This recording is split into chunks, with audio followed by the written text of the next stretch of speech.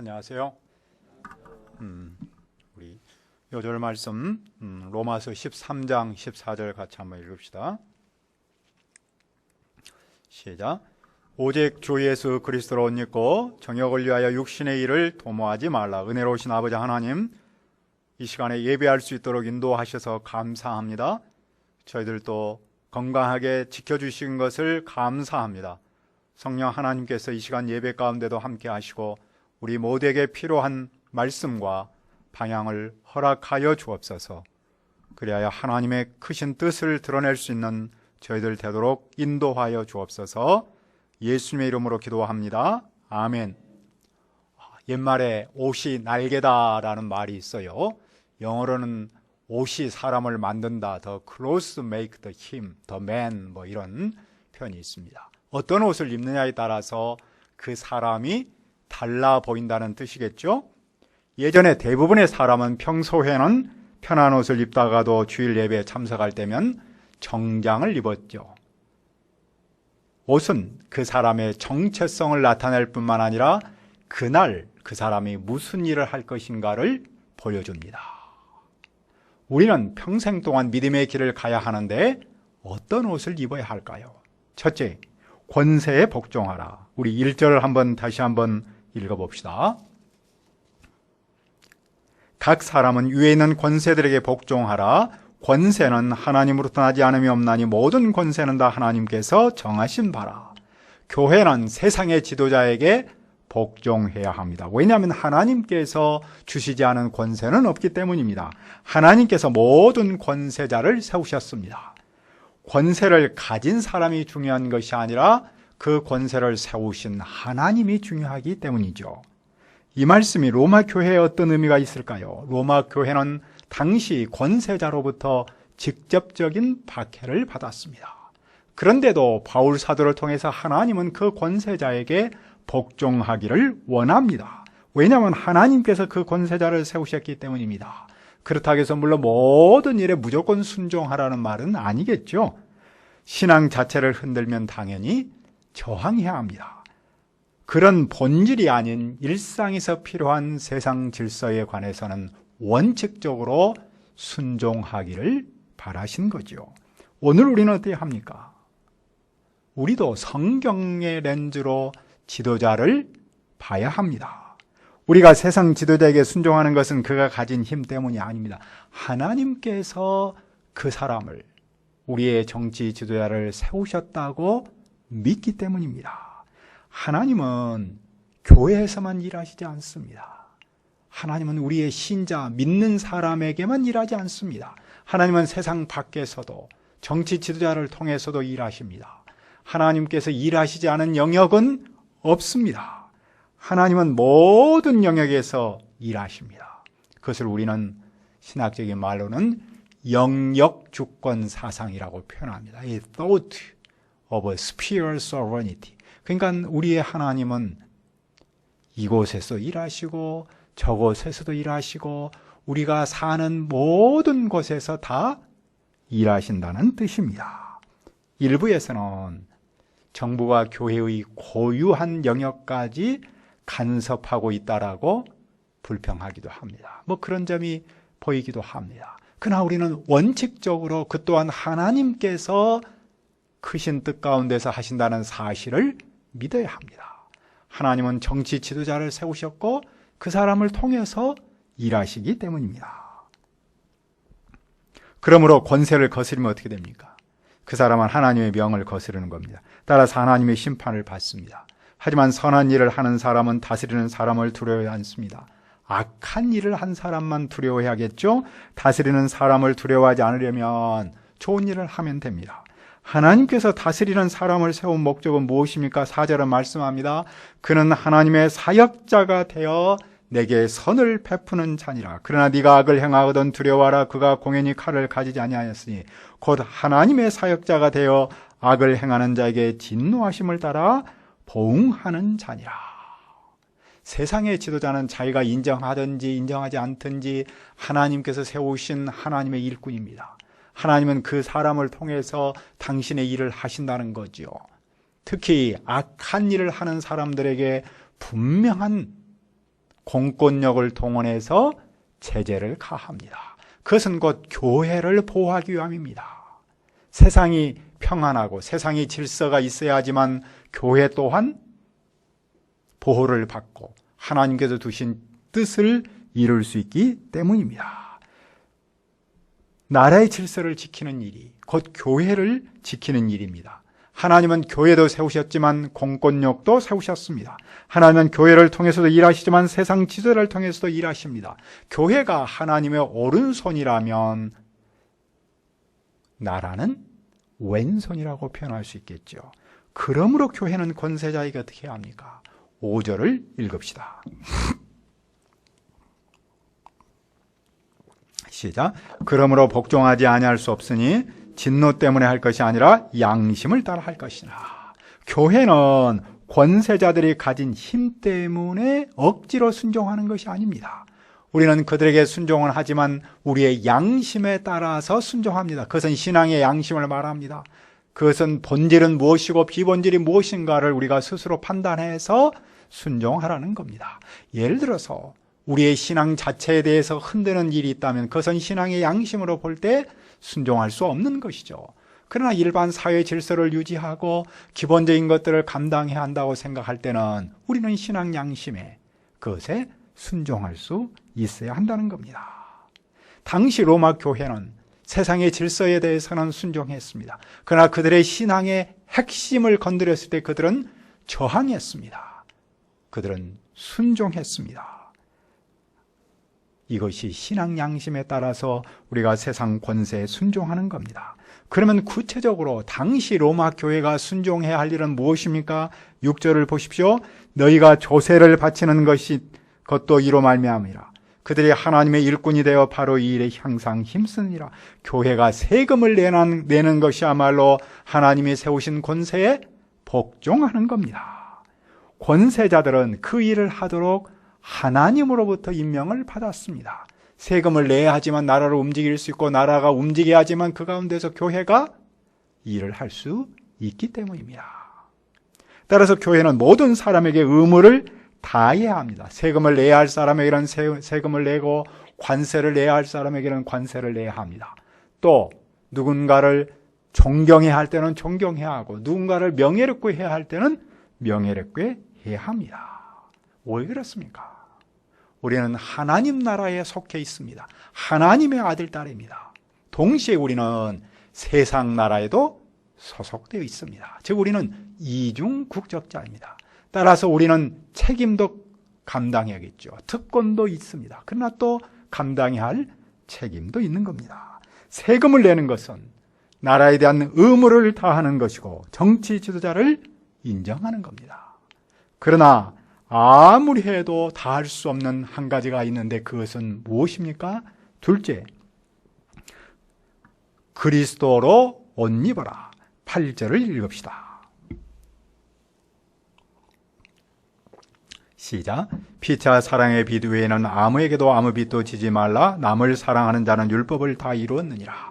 교회는 국가에게 어떤 빚도 지지 않아야 합니다. 좁은 의미에서는 세상 사람이나 교회 동역자에게 빚을 졌다면 어쩌든지 갚아야 한다는 뜻입니다. 그 유명한 소크라테스가 독배를 마시고 떠날 때 마지막으로 한 말이 있었다고 알려지고 있죠. 내가 아스클로피우스에게 닭 한 마리를 빚을 졌는데 그것을 내 대신 꼭 갚아주라. 여기서 아스클레피오스는 사람 이름이 아니라 당시 의술의 신이었다 그래요. 당시 사람은 아프다가 나으면은 이 아스클레피오스의 신에게 닭 한 마리를 바쳤다고 하는군요. 소크라테스가 하고자 하는 말은 사람이 빚을 지면 안 되니까 빚을 꼭 갚아라는 뜻으로 알려져 있습니다. 그러나 예외가 있는데 사랑의 빚은 져도 된다는 겁니다. 사랑은 다른 빚과는 달리 갚을 수 없는 빚이기 때문입니다. 아무리 갚아도 항상 남아있는 빚인데 그것은 서로 사랑하는 겁니다. 그러니까 사람은 평생 동안 서로 사랑하면서 살아야 한다는 것이겠죠. 따라서 남을 사랑하는 사람은 율법을 다 이루는 겁니다.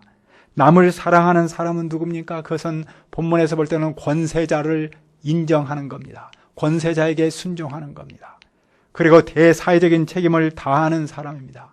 그런 사람은 율법을 다 이루는 겁니다. 즉 율법대로 사는 겁니다. 율법은 무엇입니까? 간음하지 말라, 살인하지 말라, 도둑질하지 말라, 탐내지 말라. 그 외에도 다른 계명이 있을지라도 내 이웃을 내 자신과 같이 사랑하라 하신 그 말씀 가운데 다 들어있습니다. 10계명 중에서 특별히 4계명, 우리의 윤리적 차원에서 해야 하는 4가지 계명을 말씀했습니다. 그러나 그 밖에도 다른 계명이 있습니다. 그러나 그 계명의 핵심은 무엇입니까? 이웃을 사랑하라. 이 말씀에 다 들어있습니다. 그러니까 율법의 핵심은 이웃을 사랑하는 겁니다. 남을 사랑하는 사람은 율법을 다 이룬 겁니다. 사랑은 무엇입니까? 10절을 보십시오. 사랑은 이웃에게 악을 행하지 아니하나니 그러므로 사랑은 율법의 완성이니라. 여기서 악을 행하지 않는 것이 사랑입니다. 그것은 무엇입니까? 간음하지 않는 것이고, 살인하지 않는 것이고, 도적질하지 않는 것이고, 탐내지 않는 겁니다. 그것이 곧 사랑입니다. 그렇게 살면 율법을 완성하는 겁니다. 교회 공동체는 믿음의 동역자끼리는 물론이고 세상을 향해서도 이런 사랑을 평생 동안 하면서 살라는 겁니다. 교회는 왜 그렇게 살아야 합니까? 11절을 보십시오. 또한 너희가 이 시기를 알거니와 자다가 깰 때가 벌써 되었으니 이는 이제 우리의 구원이 처음 믿을 때보다 가까웠습니다. 교회는 지금의 때가 어떤 때인지를 압니다. 지금은 잠에서 깨어날 때가 벌써 되었습니다. 그 말은 종말의 때가 왔다는 겁니다. 종말이 다가오면 우리의 구원도 완성됩니다. 따라서 지금은 우리의 구원이 좀 더 가까이 왔습니다. 이 말씀이 사랑을 실천하는 일과 무슨 관계가 있습니까? 사람이 왜 자기중심적으로 삽니까? 왜 이기적으로 삽니까? 왜 사람이 세상을 향해서 사랑을 베풀지 못하는 겁니까? 그것은 이 세상이 영원할 것으로 알기 때문입니다. 자기 자신이 천년만년 살 것으로 오해하기 때문입니다. 하지만 우리가 예수님이 오실 때가 가까웠고 우리의 삶이 영원하지 않는다는 사실을 아는 순간 어떻게 됩니까? 내 마음이 얼마나 여유로워집니까? 내가 내 자신보다도 다른 사람을 생각할 수 있지 않습니까? 다른 사람을 배려할 수 있고 사랑을 나눌 수 있는 겁니다. 그러므로 어떻게 살아야 합니까? 12절을 읽읍시다.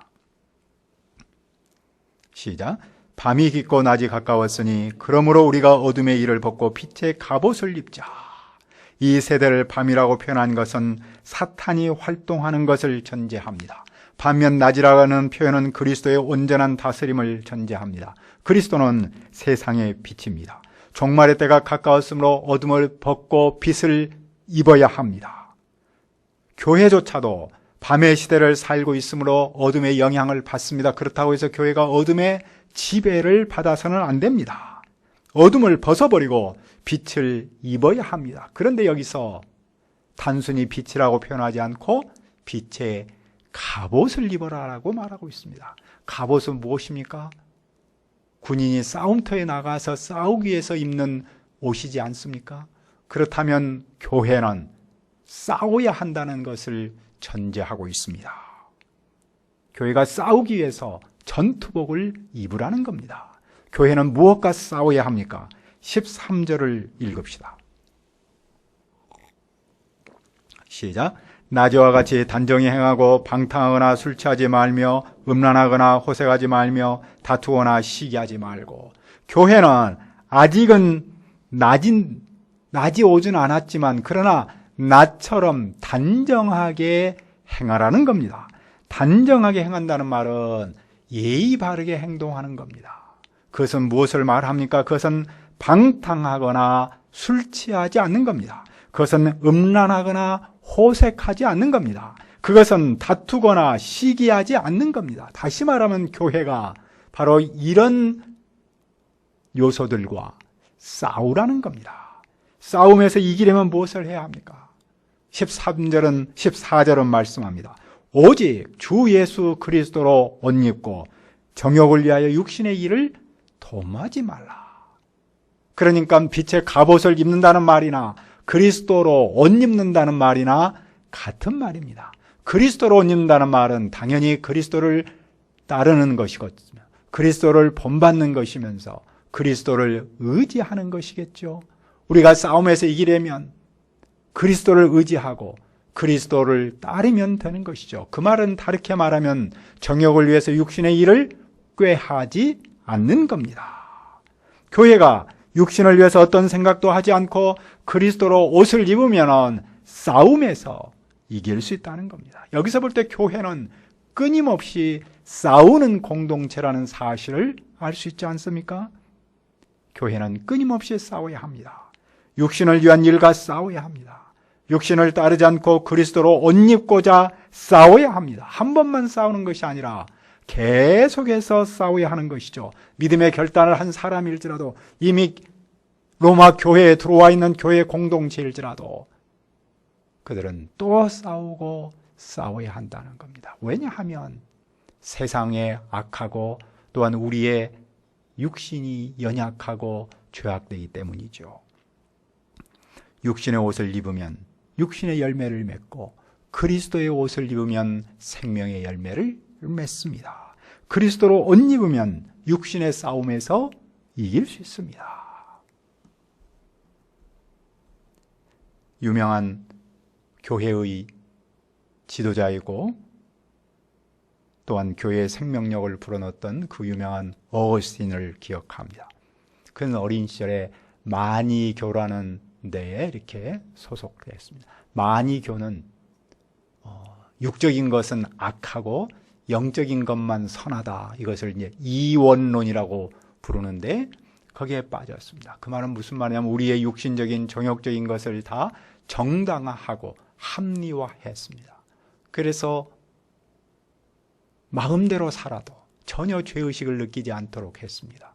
그러나 어거스틴이 그렇게 살았는데도 불구하고 마음은 몹시 괴롭고 힘들었습니다. 그래서 그는 후에 자기가 쓴 고백록이라는 데서 여러 가지 그때 그 했던 갈등, 아픔, 고통을 고백하고 있습니다. 나는 속으로 지금 당장 내 안의 정욕을 끊어야지 지금이야말로 끊어버릴 때라고 외쳤습니다. 하지만 죄의 뿌리를 뽑지 못하고 옛자리를 숨가쁘게 지키려고 했습니다. 고통은 극에 달했습니다. 영은 깊숙이 숨겨져 있는 인생의 비참함이 그대로 눈앞에 드러났고 강한 폭풍이 영혼을 흔들더니 눈물이 폭우처럼 쏟아지기 시작했습니다. 그때 갑자기 이웃집에서 한 음성이 들렸습니다. 집어들고 읽어라, 읽어라. 그때 그는 주저하지 않고 바울 서신을 펴서 읽기 시작했습니다.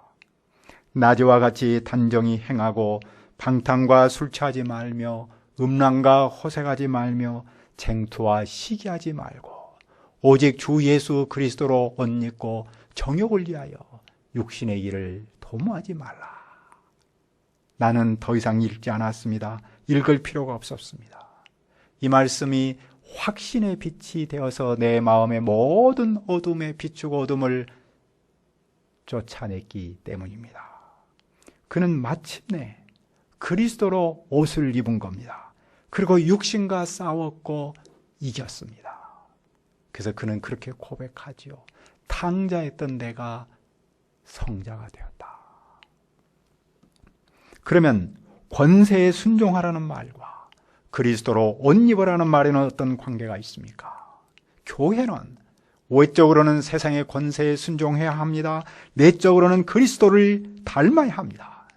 교회는 옛적으로는 세상과 다르지 않습니다. 우리는 세상 속에서 세상 사람들과 더불어서 살고 있습니다. 하지만 내적으로는 세상 풍조를 따르면 안 됩니다. 예수님을 따라야 합니다. 교회는 세상에서 살지만 세상처럼 살면 안 됩니다. 세상과 구별된 삶을 살아야 합니다. 그것이 곧 무엇입니까? 그리스도로 옷을 입는 겁니다. 그것이 그리스도 교회의 정체성입니다. 그래서 어떤 사람은 교회를 바다에 항해하는 배로 비유했습니다. 배는 물이 있어야 합니다. 하지만 물이 배 안으로 차버리면 배가 가라앉습니다. 교회는 세상에 있어야 합니다. 하지만 세상이 교회 안으로 들어와 버리면 교회는 가라앉습니다. 배가 바다에 있지만 물을 경계하듯이 교회는 세상에 있지만 세상을 경계해야 합니다. 그것을 우리는 세속화라는 말을 쓰지요. 그리스도로 옷을 입을 때 그 정체성을 지킬 수 있습니다. 세상 풍조와 싸워서 이길 수 있고 내 안에서 꿈틀거리는 육신의 욕망과 싸워서 이길 수 있습니다. 우리가 평생 믿음의 길을 가려면 무엇을 해야 합니까? 바로 그리스도로 옷 입어야 합니다. 그리하여 나를 이기고 세상을 이겨서 이 시대에 소금이요 빛의 사역을 감당할 수 있기를 기도합니다. 은혜로우신 아버지 하나님, 우리가 세상에서 살고 있습니다. 세상의 권세에 순종해야 합니다. 그러나 내적으로 그리스도의 옷을 입고 그리스도를 따르고 그리스도를 믿음으로 말미암아 세상과 싸워서 이기고 또한 내 안에 있는 육신의 소욕을 싸워서 이기게 도와주옵소서. 우리가 평생 믿음의 길을 가기 위해서 그리스도로 옷 입고 나를 이기고 세상을 이겨서 세상의 소금이요 빛으로 살아갈 수 있도록 은총을 내려 주옵소서. 예수님의 이름으로 기도합니다. 아멘.